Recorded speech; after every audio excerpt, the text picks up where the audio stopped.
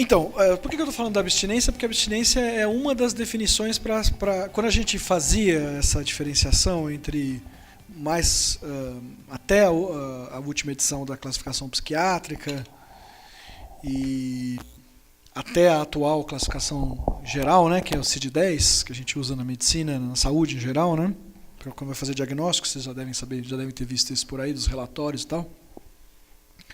Então, um dos elementos importantes para fazer essa diferença, para determinar a dependência a uma substância, é a presença de uma abstinência.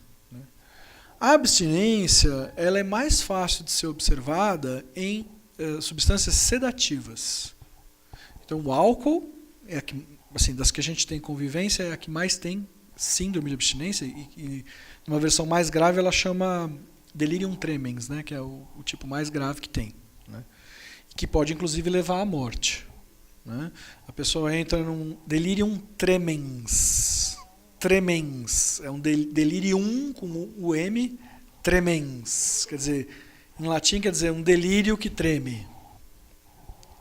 E a pessoa treme, de fato, bastante. Então ela vê bichos, pode convulsionar, tem uma perturbação do comportamento, e o que é muito comum acontecer, no caso, isso em geral a gente não vê tanto em pessoas mais jovens, porque precisa de um certo padrão de uso, né? Claro que deve acontecer também, mas é muito mais comum em pessoas mais velhas, maiores de idade, e até um pouco mais velhos também.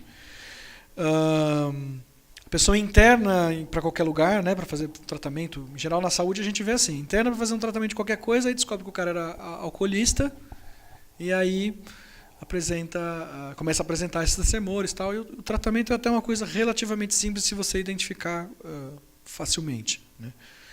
Basicamente você vai dar um sedativo, um benzodiazepínico, um calmante, somente o diazepam, por exemplo, até a pessoa melhorar, e depois que passou, não tem mais a síndrome. Heroína, opioides, né, que a gente praticamente não tem no Brasil, muito se fala de ter chegado aí no centro, tal, mas basicamente é um consumo muito circunscrito às populações que já usavam fora do Brasil. Isso é uma coisa que tem sido identificado basicamente nos imigrantes, principalmente imigrantes africanos, em São Paulo. É uma abstinência muito grave, ela é mais grave que a do álcool e pode levar à morte.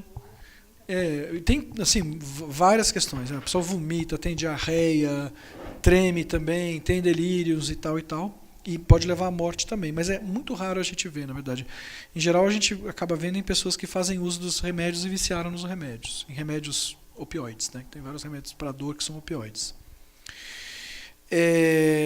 Por incrível que pareça, cocaína não tem síndrome de abstinência. Síndrome de abstinência no sentido de você ter um quadro de risco à saúde na hora que você parou de usar a cocaína, entendeu?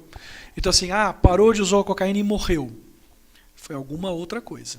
A abstinência de cocaína não mata. Overdose de cocaína, sim. Principalmente por problemas cardíacos que pode dar. Tá certo? Mas a abstinência mesmo, o que existe no caso e a maconha, como eu disse, também não tem. Né? Cigarro dá. Abstinência bem grave. Quem já tentou parar de fumar fica doidinho. Né? Não ao ponto de ter também não mata. Mas é bem difícil. Né? Tem umas histórias aí, né? E o que cocaína dá, que é muito característico, e é principalmente uma coisa dos dias posteriores de que a pessoa parou de usar, é a fissura. Né? Que os ingleses usam um termo que é chamado craving. Né? E essa fissura, na verdade, ela pode acontecer com qualquer droga. Mesmo quem parou de fumar cigarro, e era alcoolista e parou de beber, é aquela coisa que vem depois de você conseguir se manter sem usar, se você está querendo se manter sem usar, evidentemente. Né? Mas isso não é crise de abstinência, isso é fissura, para vocês entenderem, né, com clareza isso. Isso é cocaína, crack, maconha e tal. A fissura do crack é fortíssima, mas não é síndrome de abstinência, o nome não é esse, é fissura. Tá? Bom, pode ser. Talvez o que é overdose? Fiquei pensando talvez para... Overdose é uma dose da droga que te leva a poder ficar muito mal e ter risco de vida, né? As drogas, principalmente, que a gente lida que tem risco de overdose, são, primeiro de todas, as mais perigosas são as injetáveis opioides, né? Heroína, morfina, e porque a dose de uso é muito próxima da dose letal. Então, e tem um outro problema, que é a história da tolerância, que é o outro critério para se fazer o diagnóstico de dependência. É a pessoa ter que ir aumentando cada vez mais as doses para poder atingir o mesmo efeito. O que acontece às vezes é que a pessoa está usando regularmente, subiu para uma dose enorme, aí para de usar por alguma razão, vai fazer tratamento, tal, não sei o quê. Aí quando vai usar de novo, usa a mesma dose que usava antes, que é uma dose que se uma pessoa que não fez a tolerância usar, morre. Então vários casos de morte acontecem por causa disso. Mas isso é mais nos países, nos Estados Unidos, na Europa e tal, né, no mundo, no resto do mundo, né, no Brasil, na América Latina a gente não tem muito problema com essas substâncias, ainda bem. Por uma questão de mercado, viu? Não é porque a gente está, não é porque nós somos imaculados, não, é porque não tem o fluxo de mercado que a cocaína tem, regional, né? Porque a planta de coca, ela só não conseguiram encontrar outro lugar para plantar. Olha que eles tentaram. Não conseguiram encontrar outro lugar para poder ter a produção do jeito que tem, além de onde ela é plantada mesmo, ali nos países do altiplano ali, né? Equador, Bolívia, Peru, né? Colômbia, Venezuela. Né? Esses são os países onde a ecologia, realmente a planta só funciona nos Andes. Né? Então, basicamente, os problemas que a gente tem é com cocaína, que é uma droga que pode matar também. Mas, principalmente a cocaína... Crack é cocaína, né? Uma cocaína fumada. A principal forma da pessoa morrer com cocaína também é cocaína injetável. Esse é o maior risco.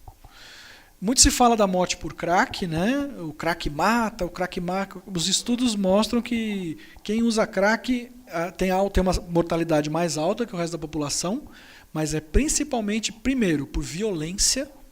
Então, o que mata no crack é bala, tiro, faca, enfim, assassinato. Em segundo lugar, outras doenças associadas, tuberculose, pelos maus cuidados à saúde, a pessoa acaba morrendo e tem uma mortalidade maior. Mas o uso do crack em si, embora ele tenha riscos para a saúde, não é uma droga que cause a morte de uma forma assim tão impactante como, por exemplo, o cigarro, o tabaco ou o álcool. Tá certo? Então, álcool e tabaco proporcionalmente matam mais. É que aí, quando você fala de uma droga, nunca é só a droga. É a droga e seu uso. E o uso do crack é um uso que prejudica muito a saúde do indivíduo. Então, aí, nesse sentido, sim, mata muito. Tá? Importante a gente ter essas distinções. E maconha realmente não mata. As pessoas falam assim, porque tem lendas, né? Tem lendas, maconha não faz mal. Não, não é bem assim. Mas de fato não mata. Não existe overdose de maconha. Né? A não ser, sei lá, teve o cara que estava transportando maconha, bateu o carro e os tijolos de maconha esmagaram ele. Aí ele morreu de maconha. É verdade a história. É o único caso relatado. Não, sim, eu já falei, né? Já frisei. Existe uso problemático. Também não existe nada que seja, né, absolutamente isento de riscos, né?